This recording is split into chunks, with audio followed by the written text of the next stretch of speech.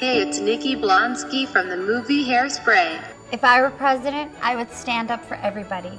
Hey, it's Nikki Blonsky from the movie Hairspray. You can't stop an avalanche as it races down the hill. Hey, it's Nikki Blonsky from the movie Hairspray. I'm publicly bullied every single day. Hey, it's Nikki Blonsky from the movie Hairspray. Bianca was in a fight in the airport, make sure I'm correct, You're right. in the airport with the star from Hairspray, the movie. What's her name again? Nikki Blonsky. Okay. Hey, it's Nikki Blonsky from the movie Hairspray. Let's do it, Tracy. Come on, baby. Hey, it's Nikki Blonsky from the movie Hairspray. If you're gonna start a conversation with me on a dating app and it's gonna start with Zac Efron, it's not gonna end well for you. Funding for Avery Talks About Stuff was made possible in part by the YouTube AdSense program and by contributions from viewers like you. Thank you. Good morning, Baltimore. Spring has sprung, and my allergies are real bad. Do you remember Hairspray? Like the 2007 one? Because I do. In fact, I think it's one of the few times that a movie adaptation of a musical actually went over well, and that might be because it started as a movie first and then became a musical and then went back to being a movie, but with way better results than the Mean Girls situation was. I was like 10 or 11 when it came out, and I think I must have watched it 100 times with my cousin Lauren. It's this super fun, feel-good movie about segregation. Written and directed by John Waters, the original in 1988 introduced the world to Tracy Turnblad, a plus-size teenager with dreams of being a lead dancer on The Corny Collins Show in 1962. The Corny Collins Show is a fictionalized dance party show based off of its real-life equivalent from the time period called The Buddy Dean Show. I found this clip on YouTube, and honestly, it seems like it was a very fun and very Caucasian time. Here is the big dance of this season. Biggest dance we've seen in a long, long time. Couldn't catch a single cat wrong. The show being painfully white is plot relevant, though, as the story's main conflict revolves around the fact that Tracy gets the opportunity she's always wanted to dance on the show, but then starts to realize her own privilege as she learns how the show disadvantages black dancers by refusing to integrate. Tracy and her newfound friend stage protests, get arrested, and eventually force the show to stop segregating and solves racism through the power of friendship? Is that an isekai? Does that make Hairspray an isekai? I forget. Don't get mad at me, Hairspray fans. I like the movie a lot. It's about a white girl that thinks she can solve racism by herself, and that's never been done before. Tracy Turnblad walked so that Kendall Jenner could run right up to that police barricade with a Pepsi in her hand. Okay, I'm sorry, I'm done. Tracy herself is plus-size representation. I know that's important to a lot of people. The 2007 version I can remember from my own personal memory. That's how memories work. It took the whole world by storm. You Can't Stop the Beat has been a favorite of mine ever since. It's peak sing in the shower song vibes. But I hadn't thought about the movie in a really long time, and then the strangest thing happened.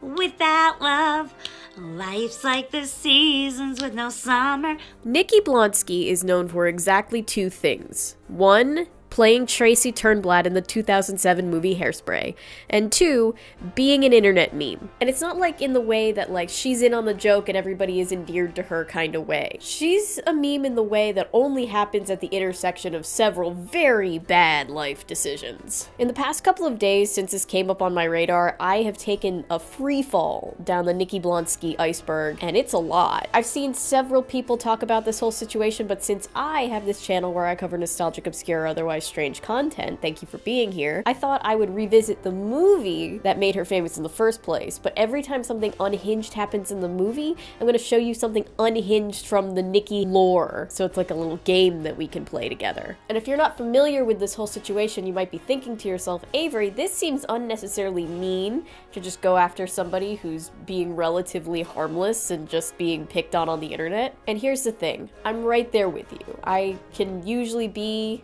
if anything, overly empathetic. I try to give people the benefit of the doubt. I play devil's advocate a lot. But this story will start out non-destructive and just kind of cringy, and it will very quickly devolve until we get to a place where you go from like, oh, that's kind of cringy, to like, oh, that might be some boundaries crossed, to, oh, that's a hate crime. That's a hate crime. that she did. So if you think I'm being uncharitable, just know that there will be a very specific point where all of that goodwill for Nikki just completely goes out the window, and you will see why I felt not just comfortable, but compelled to make this video. Hopefully. Let's get into it. The movie starts with Tracy jumping out of bed, dancing to school, and singing the opening famous song, Good Morning, Baltimore. Nothing seems to shake her bounding gratefulness to be alive. Not even the flasher that casually flashes her on the way to high school. When the movie was made, the cast was completely A-list. You had Zac Efron, Brittany Snow, Michelle Pfeiffer, John Travolta, Christopher Walken, Amanda Bynes, Queen Latifah. They had the queen. They got the queen, everybody. Everybody was a who's who of Hollywood at that time, except for Nikki Blonsky. Nikki Blonsky had never acted in a movie before. The only acting experience she had at the time was a few school plays here and there. She was a big theater kid. A lot of us can relate. She answered an open casting call for the role of Tracy Turnblad and beat out over 1,100 other hopefuls. The leading character in Hairspray is an overweight teenage girl. Now, when we started that process, we sat down and thought, all right, let's make a list of all of the overweight teenage movie stars. And that was a list of 0. And what followed was a series of open calls all around the country. As it turns out, a videotape that we received very early on was from a 16 or 17-year-old girl from Long Island who was working at an ice cream shop. The way in which this does not happen anymore, it's crazy. It's like something that just happens in movies. People fell in love with her underdog story so much so that they made it a main marketing point of the movie. Here's a clip of her learning that she got the part at her old job where she used to scoop ice cream. Hey Nikki, I think that you should probably, make yourself a big ice cream cone because you got the part.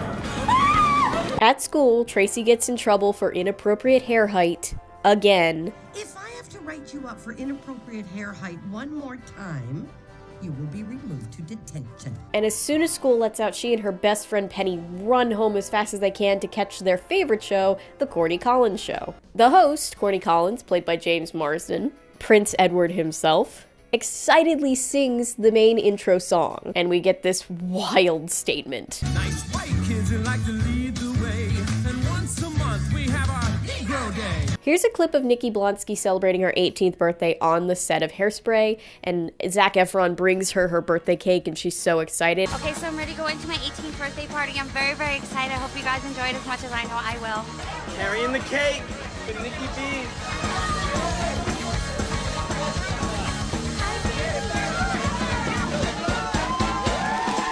I know we haven't gotten to the bad part yet, so you might be wondering where all of this is going. I feel like I'm laying groundwork, like a lawyer, or like a true crime creator that's like telling you the backstory before you hear about the crime. Tracy's mom, who is played by John Travolta in drag, is ironing clothes for Penny's mom that doesn't know Penny's there. Because according to her, she's not allowed to be listening to that race music. Letting her listen to that race music again. My daughter spends every afternoon at the Stamp and Coin Club. When she finds out Penny's been there watching the Corny Collins show, she drags her out of the house and bars her from ever going back. Without that show, I have nothing. Having nothing builds character. In the broadcasting studio, we learn that Queen Bee dancer Amber, who's dating heartthrob dancer Link, also has a mother who is racist and also the station manager. Oh, Link, I can dance so much better than her. Why don't you notice me at school? All of these kids go to school with Tracy and Penny, and Tracy has a huge crush on Link. How long you to be gone, Brenda?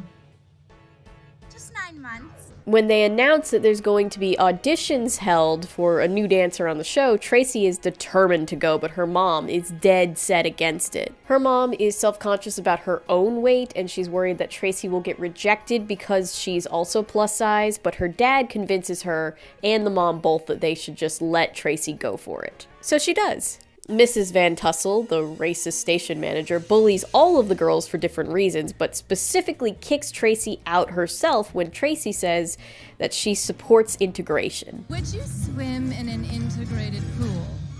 I sure would. I'm all for integration. It's the new frontier. So she goes back to school feeling defeated and gets written up for blowing off class. And in detention, she gets to meet Seaweed and a bunch of other black students who teach her some new dance moves, and this wild interaction happens. Negro Day is the best. I wish every day were Negro Day. At our house, it is. After Tracy is done giving the most I would have voted for Obama a third time energy, Seaweed and his friends are very kind and accept her into their friend group. And then Link and his friend happen upon detention, and Link's friend says this. No, I get who Caesar is, but what's the ideas of March? I mean, how can a month have an idea? And then Link and Tracy have this meet cute. I'm a bad, bad girl who needs to be punished. Hey. And honestly, I don't know where to start with this whole scene. It's all unhinged, so we're just gonna lump it all together and give you a Nikki Blonsky tidbit that is an equal bag of insanity. Nikki Blonsky became kind of infamous back in the day on Twitter. When she first blew up because of the movie, she began tweeting at every single major celebrity you could possibly think of from 2007. And every tweet would begin, "Hey, it's Nikki Blonsky from the movie Hairspray." Hey, it's Nikki Blonsky from the movie Hairspray. I feel like I'm recording a Disney Channel bumper. Hey, it's Nikki Blonsky from the movie Hairspray, and you're watching Disney Channel. How did they draw the Mickey ear? It had to be impossible. Like, those videos of them trying and failing, I can't really be mad at them, because how do you draw this impossibly, like, non-existent shape invisibly in front of you, teenage actor? Then we'll make fun of you for it later. Anyway, this created an infamous meme, the "Hi, I'm Nikki Blonsky from the movie Hairspray" meme, and there are several points in this story where before you learn about the worst of what Nikki did, you kind of almost feel bad for her. And this was one of those things where, like, when I first heard about this surface level meme, I started to kind of feel bad, because it kind of does remind me of being in middle school and just desperately trying to fit in with all the pretty girls and getting mercilessly rejected. And it's a shame, because Nikki Blonsky did kill it as Tracy. She is outwardly very beautiful. It's just a shame that things are gonna take the turn that they're gonna take. Tracy then sings the song "I Can Hear the Bells," which is about how down bad for Link she is, and everyone else is uncomfortable.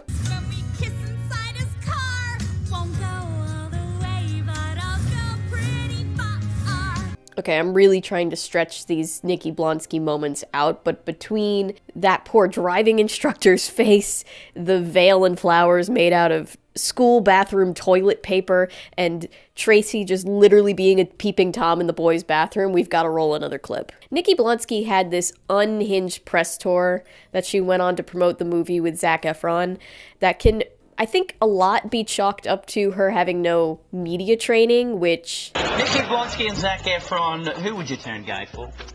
I'm gonna have to say the hottest girl I've seen on a screen in a long time, and that's Tracy Turnblad. Yeah.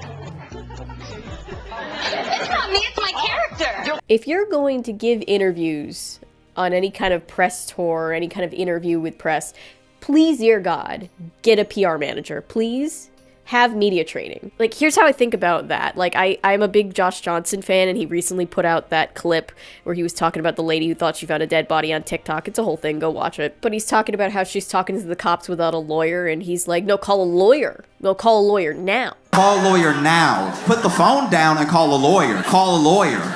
I'm not a lawyer. Stop talking to me. Call a lawyer. That's how I feel about people talking to the press without any kind of management behind them. Because PR is basically just lawyers for the media. And in this analogy, we, the viewing public, are the jury. And it's like, as refreshing as it is to see people without much media training just kind of being goofy in interviews, there is a reason why the more famous they get, the more careful they get. Like, look at what's happened to poor Chappell Roan over the past year. People are imperfect, and best case scenario, you say something that makes you sound kind of awkward and people meme you about it for the rest of your life. Worst case scenario, you offend somebody, and then you're a liability, on top of being at least perceived as a terrible person, whether you are or not. Obviously, I'm not talking about actually bad people that say terrible things and just don't care about it, but like, even if you're well-intentioned and you say something that sounds wrong, it could make a studio worried that they're gonna lose money because you're not being brand safe. So like, it's a whole vicious cycle. So they will encourage artists to forsake their authenticity for perfection because you can't have both. Does that make sense? And because Nikki walked into the space without any training, she's not ready for reporters intentionally trying to trip her up, because of course they want to do that, because that makes their interview more potentially viral than the other ones. And instead of being trained on how to sidestep the shenanigans, she kind of falls for it. It creates all these cringy moments. I'm not making excuses for her because I know what kind of person she turned out to be, but I'm just saying this is kind of a case study on how that whole situation can work if you're not prepared, like aside from her. Link tells Tracy that Corny Collins is having this dance party that she should go to so that he can see her dance and put her on the show himself because she lost out on the audition. She asks Seaweed to dance the dance that he taught her with her, but he tells her that he can't do that because of segregation, but he gives her permission to dance the dance on her own, and it does land her a spot on the show. And like, Tracy didn't do anything wrong in this situation, but it is poignant because it's a direct representation of how white people can take or borrow, or whatever you want to call it, things from the black community and then get opportunities that people would be less likely to give to black people because of the thing that they created that now is getting white people fame. So it's a whole, you know what I mean? It's something that white people, I think, should just keep in mind in our general everyday lives. Penny rushes home to show Tracy's parents that she's on the show now, and they're so excited, but the producers are pissed. And if you were president, Tracy, what would your first official act be? I'd make Everyday Negro Day. I want that chubby communist girl off the show. I want a mug that says Chubby Communist Girl with like the Hairspray logo thing behind it. Like, someone has to sell that, right? There's gotta be a link. If someone knows where I can buy one of those, please send it my way. Corny Collins is a big fan though, and even nominates Tracy live on air to be in the Miss Teenage Hairspray pageant. And Tracy becomes quickly a fan favorite of the show. Penny meets Seaweed for the first time and they instantly fall in love. But while this is all happening, the black dancers on the show that get to be on there once a month are facing a lot of racism. Brought to you by Napaway for stubborn hair. Since Nikki Blonsky and Zac Efron played directly against each other as romantic leads in the movie, they obviously did a lot of interviews together. And they really do seem to have good chemistry. And you know, when people are playing romantic interest for each other in a movie, the studio usually has them do a lot of marketing where they kind of banter, and obviously everyone knows they're not really together, but just kind of to show off like the chemistry that they have to try to get you to watch the movie. This is a very common marketing tactic. Being an actor is kind of bizarre. Sometimes it's your job to kiss your coworkers, and when it's your job, you get used to it and everybody is professional about it. And typically it's pretty normal once you get past the weirdness. And sometimes an interviewer is just super out of pocket on live TV. All natural. How natural? Like natural enough to kiss again on television, or not that natural? Oh! I don't know. Up to you here. A quick one? Let's do it, Tracy. Come on, baby. Hey, I hate that. Here's why I hate that. Not only is it obviously a crossing of boundaries by that reporter, and I want to really harp on that a lot because I know that this is cringe and it's very uncomfortable, but like, I haven't seen a lot of people talk about this. The reporter should be getting more flack, because what the hell was that? Like, Nikki will soon start crossing boundaries of her own, and I know that it seems like she's way more interested in that kiss than Zac is, and if the roles were reversed like gender-wise, that would really not be okay, so that also is a level of ick. But it's the reporter's fault for creating this situation in the first place. And poor Zac just seems so uncomfortable. I mean, I'm not him, but it seems like it, and like, again, the genders were opposite, people would really feel some kind of way, and when you start to realize that genders being opposite would make you feel different about a situation, I think we should all ask ourselves why that would be and why there is that double standard. So the whole thing is just gross. I feel bad for Zac. I'm really mad at that reporter. Every time I see that clip, I want to like put physical distance between it and myself, you know? Just want to get away from the screen. Tracy convinces her mom to be a manager, even though she seems to be dealing with agoraphobia and insecurities about her own weight. That conversation takes place in the song Welcome to the 60s. Amber and her mom run into them and bully Mrs. Turnblad, and I always feel sad for her. And then the next day at school, Amber gets Tracy in trouble on purpose to send her to detention, and because Link really likes Tracy back, he gets in trouble on purpose to get to go with her to detention. He's getting real tired of Amber's shit at this point. In detention, Link tries very hard to be perceived as cool by the black students, and then Seaweed calls him Cracker Boy, which is the funniest thing I've ever heard. Well, would it be safe, you know, for us? Calm down, Cracker Boy. Wouldn't you like to know, Cracker Boy? Where are your parents? And then Seaweed invites Link and Tracy to a get-together at his house, which prompts this series of lines. Being invited places by colored people feels so happy. Following this arc of Nikki and Zach being shipped together by people that don't understand how acting works, I've seen this pop up here and there on the internet nowadays where people that I can only imagine are young people are like, oh my god, I can't believe that actor would do a kissing scene when they're married. And it's like, do you know what acting is? Anyway, Nikki herself got very weird with all of this. It seemed to kind of blur the line between what was banter for her job and what was actual feelings, you know? It's very cringe. She went on the Wendy Williams show and was asked about Zac Efron and his then girlfriend Vanessa Hudgens, because yes, Zac did have a girlfriend during all of this. Do you think that he and Vanessa will go the distance and get married? Not yet, just eventually. No. Okay. Sorry. Sorry, G. Love you, girl, but it ain't happening. It's just, you want the truth. It's the truth. I'm sorry to hear that, too. Sorry, Hollywood. I know him real well.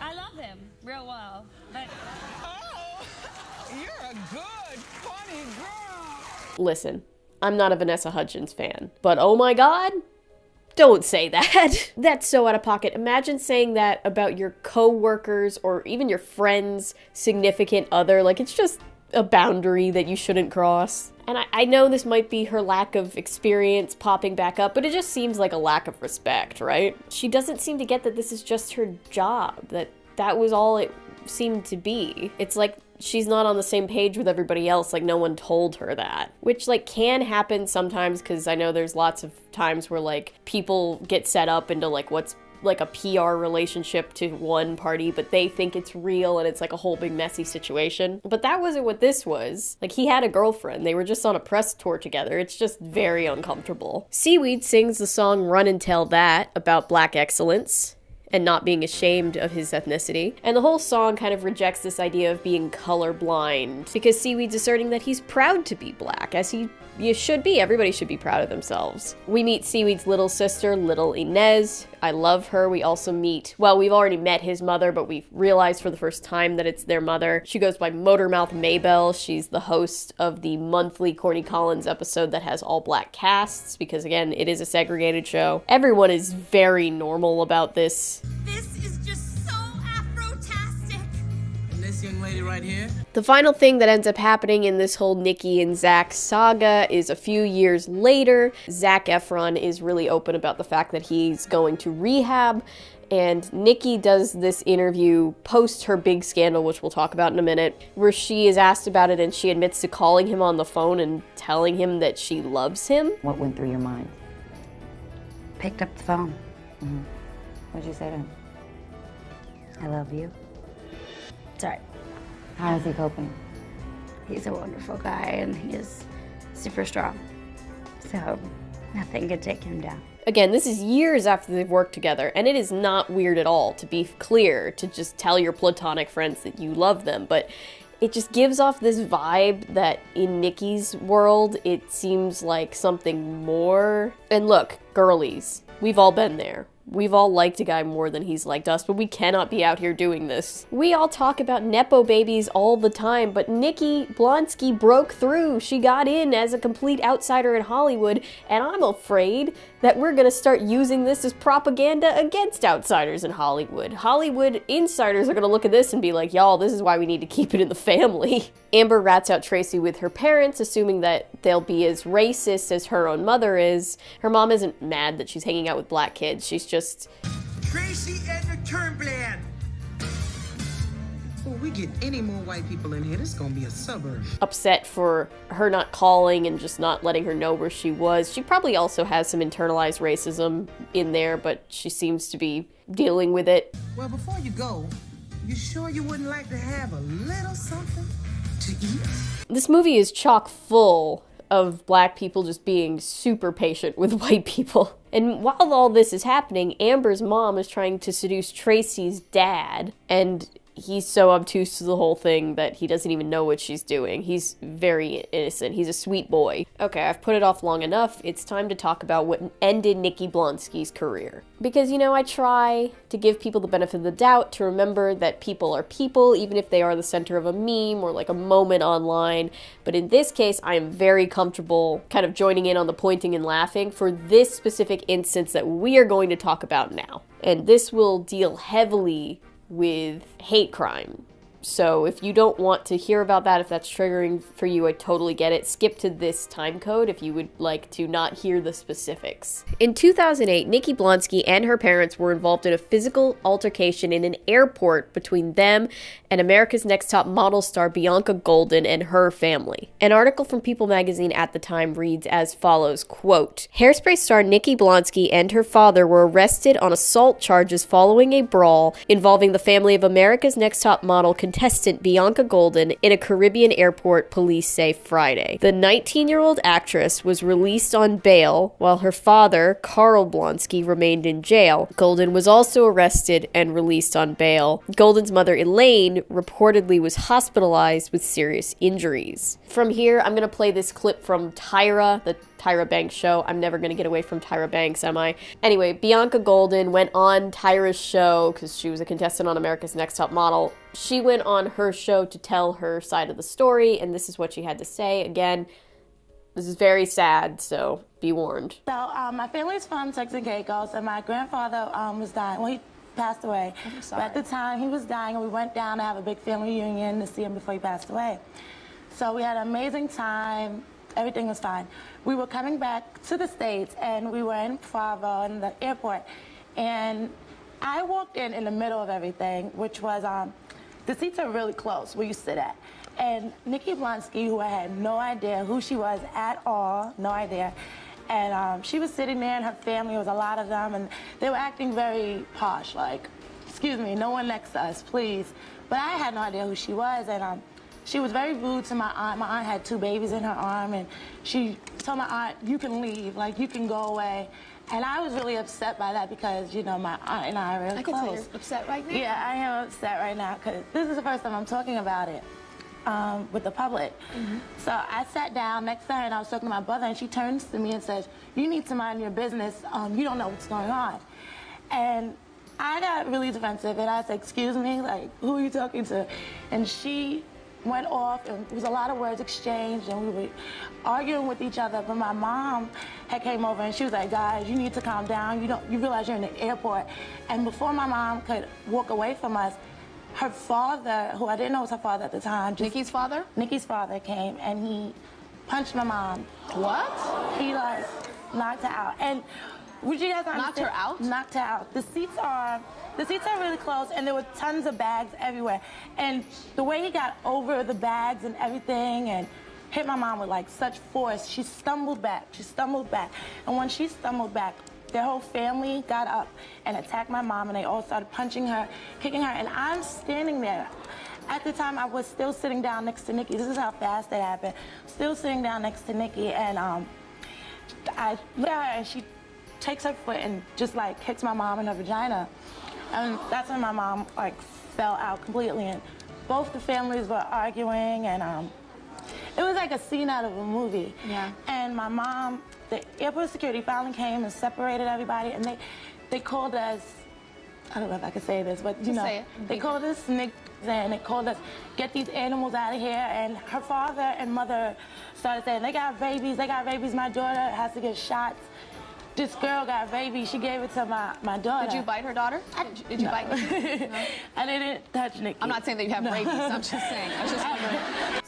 So, yeah. This is more than just a silly girl being goofy on the internet. This is a crime. This is not about being a little green in Hollywood. If she did the things that are being alleged, and yes, they are alleged, and yes, I have to point out legally that Nikki and her family have denied these allegations, but I have no reason to believe it personally in my personal opinion, but this is technically legally alleged. Okay, ignore my messy hair.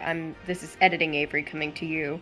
I realized that I mentioned that Nikki and her family were refuting the claims, but I didn't actually, like, quote anything. And it's because it was kind of hard to find, because Nikki's only talked about it once. It was years later, and it was kind of a piss-poor, not even apology. It was just like, I don't know, it was weird. I'm gonna read it here, but just for full context, just so that I don't come across as being biased. I just wanted to read you guys what she said on the record. So she said, quote, "I am deeply saddened and hurt to hear I have been wrongly accused of ever having anything other than love in my heart for someone of a different race, when that couldn't be further from the truth. The information surrounding the incident is incorrect and false. While an altercation did occur 12 years ago that I am not proud of, the use of racial language and violence is inaccurate. I am finally in a good place in my life, living my true self, and do not feel the need to rehash the trauma we all experienced that day or point fingers at anyone else to try and tarnish their reputation. I wish Bianca nothing but the best and hope those rehashing the false story will understand the harm they are causing by continuing to spread false rumors and hate." There's a lot to unpack. First of all, this is Avery's conjuncture world, but like, anytime somebody is accused of something terrible and they say they're deeply saddened when it comes to like somebody lying about them, her version of events, she's claiming that Bianca and her family are lying.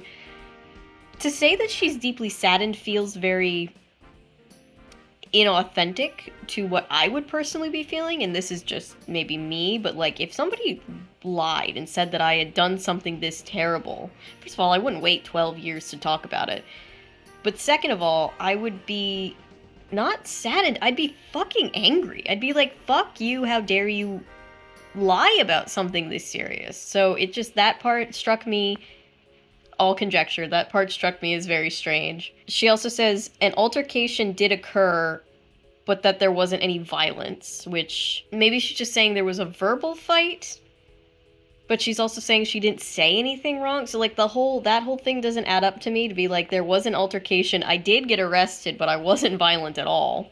She then says the trauma that we all experienced, implying that her trauma is the same as her alleged victim's trauma.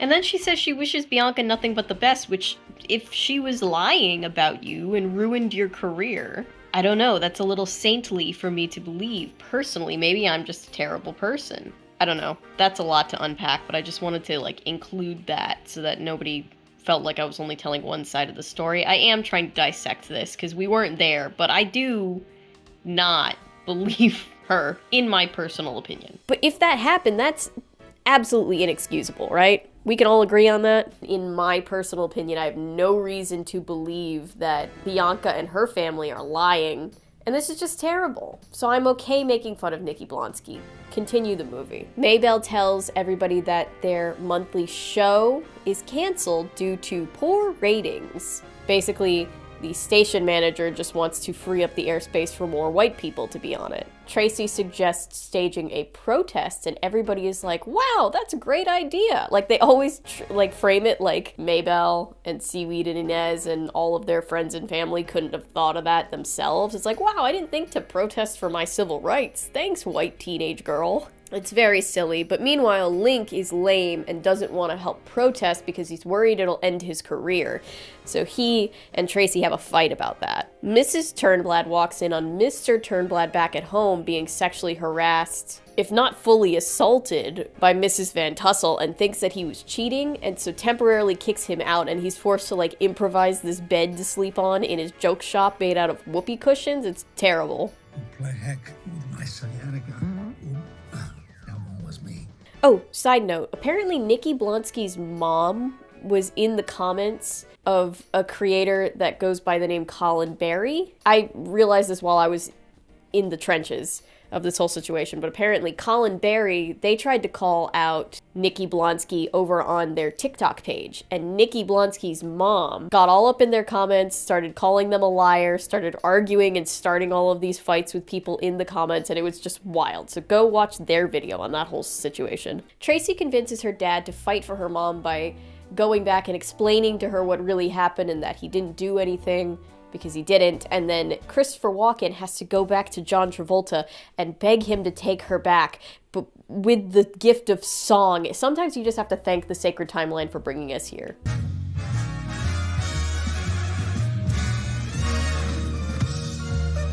There's also this clip of Nikki where she's talking in an interview that I guess was given during COVID lockdown in 2020, and she's talking about dating on apps and how it's so hard because everyone thinks they're being catfished because no one would believe the real Nikki Blonsky is there. And it's like... Yeah, they think it's a catfish, but it's not. Right, because they're just I'm like, look, I'm a human. We all need love. Like, come on. Yes, famous people need their own dating apps. That's why, what is it called? Gaia, or, you know, there's like that dating app that you have to have a certain amount of clout to, you know, be referred into, because, you know, famous people can't just be out here on Tinder. It doesn't really work like that for them. But one, Nikki Blonsky hasn't been in a movie in years, and two, given why her career has ended and she hasn't been in movies for years, I don't think people are out here fawning over her, like, fame, you know? It just comes across as, doesn't make her look good. Like, if you're gonna start a conversation with me on a dating app and it's gonna start with Zac Efron, it's not gonna end well for you. No. Like, I'm not even gonna engage. Like, I can't tell you how many people, and I'm like, oh my God, no. Like, stop. Like, I just wanna talk about, like, regular life for 1 minute, because that's the reality of my life, is I live a very normal life, a very normal existence.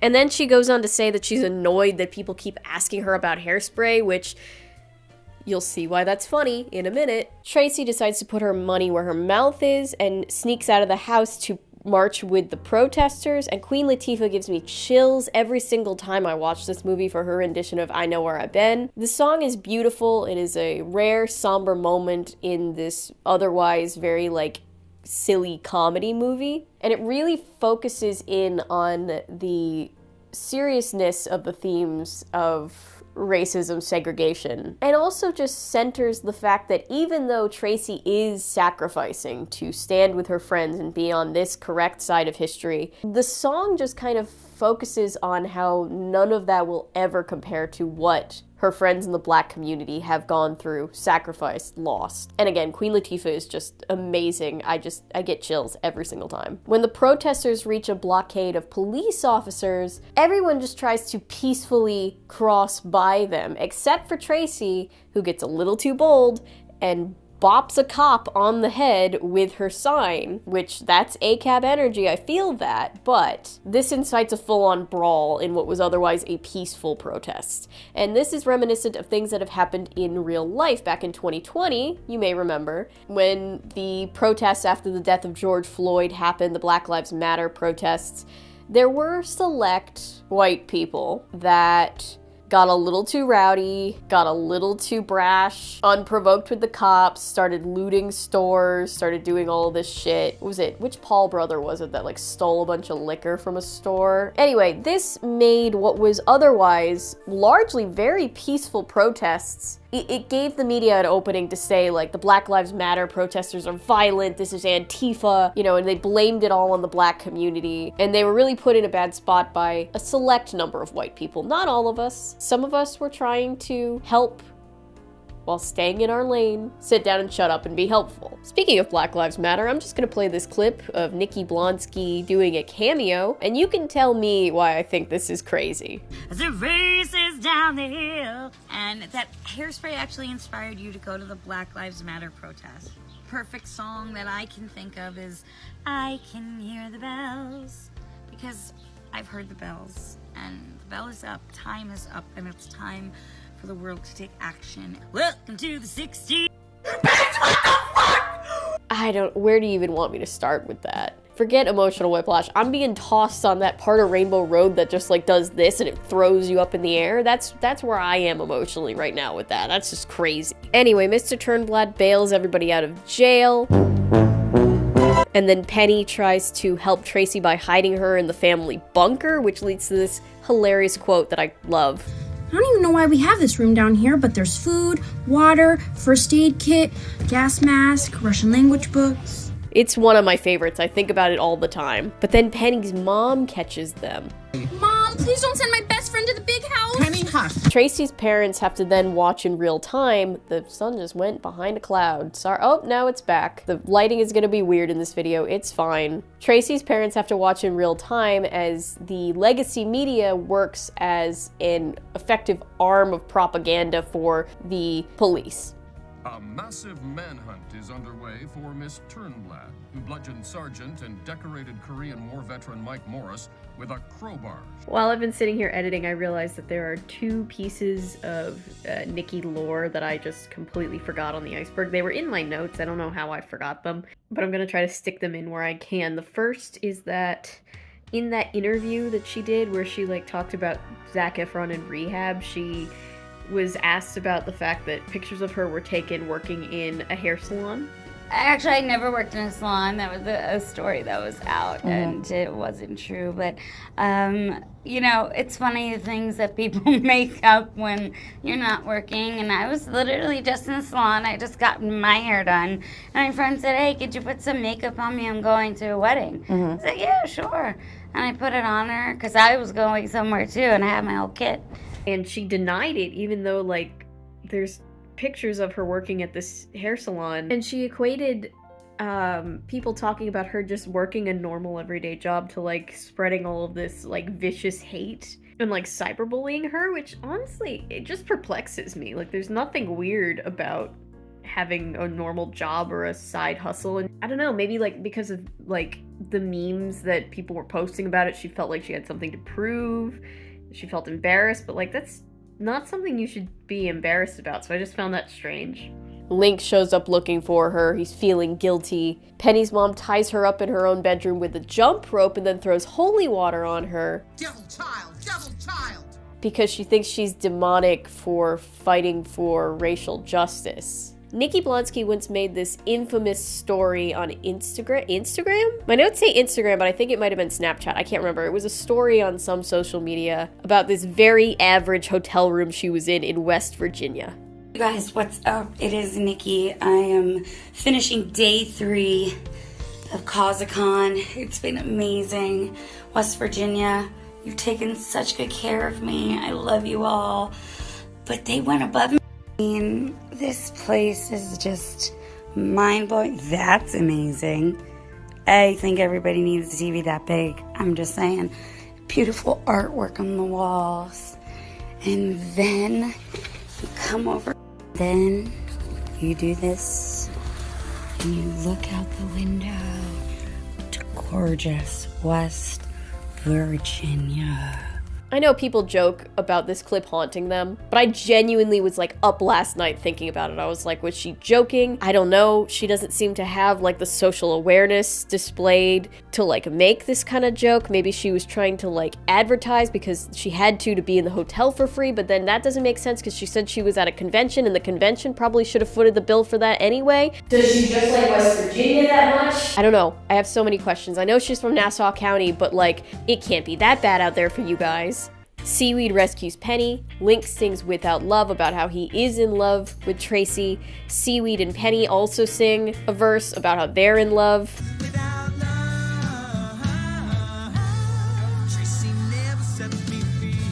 God, this movie has such good music. I love this era of music. I grew up surrounded by a lot of Motown, so it's like, yeah, I love this music. Also, Tracy is stowed away in the trunk of the getaway car that Penny and Seaweed are in. The other thing that I forgot to mention, but I wanted to make sure made it into the video, is that Nikki once, I guess, threw a chair I've been searching for years for that video of Nikki Blonsky throwing the chair after she got nominated for the Golden Globe for Best Actress in a Musical or Comedy back in 2008. She was sitting there with her family and she threw a coffee table. But I couldn't find it. All I could find was this People magazine article where she admitted to throwing it. There is video evidence of it out there somewhere. It was on the Today Show. She was so hyped. They filmed her reaction. Yeah, she just like exuberantly admitted, proudly almost, on, I believe, the Today Show, that yeah, she just like got really excited and destroyed somebody's property once, which was a weird flex, but okay. They get back to Seaweed's house and she's more than happy to hide Tracy. Everything she done for us. Where your man is at, boy? What has she done for you? Get you arrested? Tracy is such a weird character because I care about her, but I also really want her to step in a puddle with socks on sometimes. So you two better brace yourselves for a whole lot of ugly coming at you from a never-ending parade of stupid. So you met my mom? I love Penny so much. Meanwhile, the Corny Collins Miss Hairspray competition is happening on live TV. Penny's mom is hilariously reading the Bible at her TV. I preserve our family through our Father.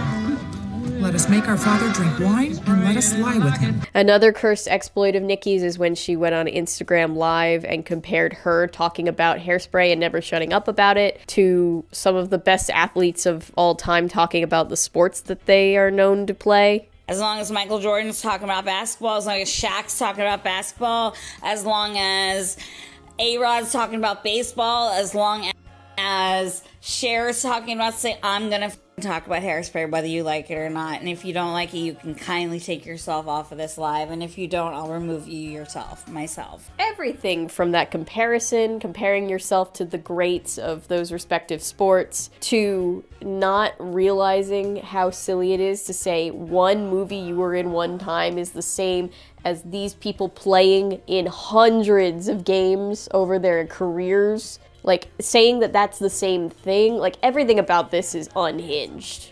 I feel like I just keep saying unhinged, insane, crazy, but, like, I don't know what other words I could use to describe it. It's a lot. During the live broadcast, Tracy and her friends get Tracy snuck into the building by creating a decoy with her father dressed as her. So her father is dressed as Tracy. This creates a diversion. And then they're like, oh my god, she's already in the building. So the police take this giant can of hairspray and use it as a battering ram to get into the building. But the hairspray battering ram was hollow and Tracy was inside of it. So effectively they just allowed her in by trying to keep her out. Hairspray is the greatest heist movie of all time, and you can quote me on that. If you're wondering why all of the Nikki Blonsky stuff is surfacing now, I'll point you back to the cameo, because all of this started when people on TikTok realized that Nikki Blonsky was only charging $20 on Cameo. She was on Cameo. That's the site where, like, celebrities, you can apply to have them create custom messages for you. You pay money. But people realized that Nikki was on the platform and only charging $20, and then they realized that she would talk about Hairspray in every cameo, even the ones that she was specifically asked to sing something else from, because, like, I was like, maybe she's just talking about Hairspray because she knows that that's the only reason people would know her or want a cameo. But then, like, there's these clips where, like, she's not even singing the song that was requested. She's just like, well, here's this other song from Hairspray. I don't know what that song was that you wanted me to sing. I'm so sorry I don't know the song, but there's this really old musical named Hairspray. Good morning, Baltimore. If you don't know the song, just don't take the request. Isn't that a thing? You can just decline a request on Cameo. You're not like a genie. You're not bound to the wishes of the holder of the lamp. These cameos started getting posted on TikTok, and they started going viral, and she became a meme all over again, and so people started buying more cameos, so much so that she upped her price to $100 per cameo instead of $20, and then became the #1 creator on the platform, which, nothing against Cameo, by the way. Cameo is a perfectly fine platform. I know lots of people who have had their whole day made being able to, like, get a personalized message from somebody who created a piece of art that's really important to them. But remember, this woman committed a violent hate crime. Don't give her more money because of the hate crime that she committed. Like, maybe some people don't know, because I did see a couple videos about this whole situation where they didn't talk about the hate crime. That's part of why I wanted to make this video. Other creators have talked about the more serious topics, but anyway, I'm gonna echo what people like Kayla said in her video that I just saw this morning. Don't buy any more cameos from her. Just laugh at the ones that are already online. We're watching this video right now. You don't have to give her any money for watching this video. Just watch this video and then be done. Let's not make somebody rich and famous off of crimes. They're not healthcare CEOs. They can't just terrorize somebody and then make a gajillion dollars. That's not how this works. Tracy crashes the dance party, makes a crazy entrance, and then starts singing You Can't Stop the Beat, a song that gets me hype every single time.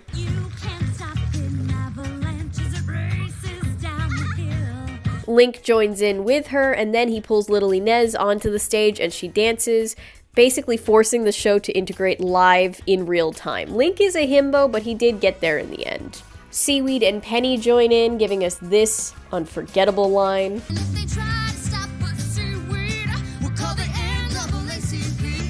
This line lives so rent-free in my head, I can't even describe it to you. Like, I think about it all the time. It's so funny. You've heard about weaponizing privilege, but have you heard about weaponizing the white lady move of speaking to the manager?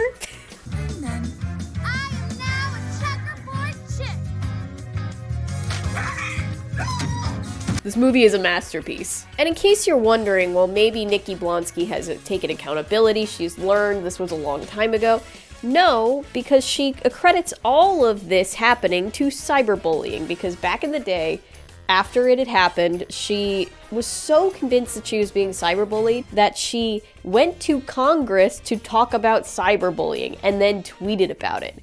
Goes without saying, I don't care for cyberbullying, but that's not what this is. What are you doing? This is insane. Can I have just a crumb, just a morsel of self-reflection? Little Inez is crowned Miss Hairspray of 1962, and Corny Collins announces live that the show is now and forever integrated. Woo! We solved racism! You cannot have lost because I switched the damn tallies.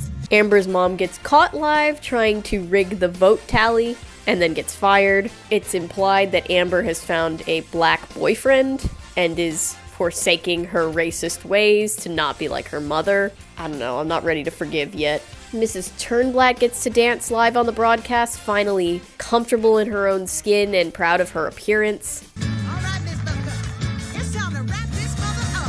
Miss Motormouth Maybelle takes the stage, and oh my god, she blows it out of the park every single time.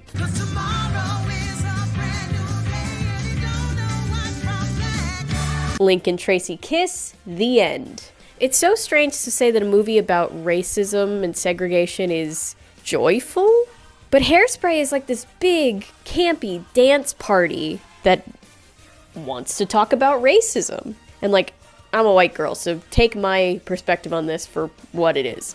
I'm not a point person on this topic. But I personally always respected how Hairspray seemed to satirize racist and poked fun at people who were unaware of their privilege and whether consciously or subconsciously were in a place to change things and didn't do it. I always thought it was a movie that really seemed to understand satire and camp as art forms, as genres, and really harness them to just kind of take the piss out of terrible people. And not just people, but institutions that people put in place and then perpetuate. And though it isn't perfect, though it comes from a very white perspective, I do think it has its place. Progressive media will effectively, by definition, always progress past itself. So what seemed progressive decades ago seems very surface level now as we kind of make more progress as a society. And that's kind of what Hairspray is. It's kind of just this surface level introduction to critical race theory. And I think it can be that surface level thing that then encourages you to kind of dig deeper. That's what helped me kind of understand the history of segregation in a very roundabout way as a child, on a level that a 10-year-old could understand. It kind of helped me to then be encouraged to kind of dig deeper and learn more. But above all, it's bonkers that the one person who won't shut up about this movie is the person that seems to understand none of this.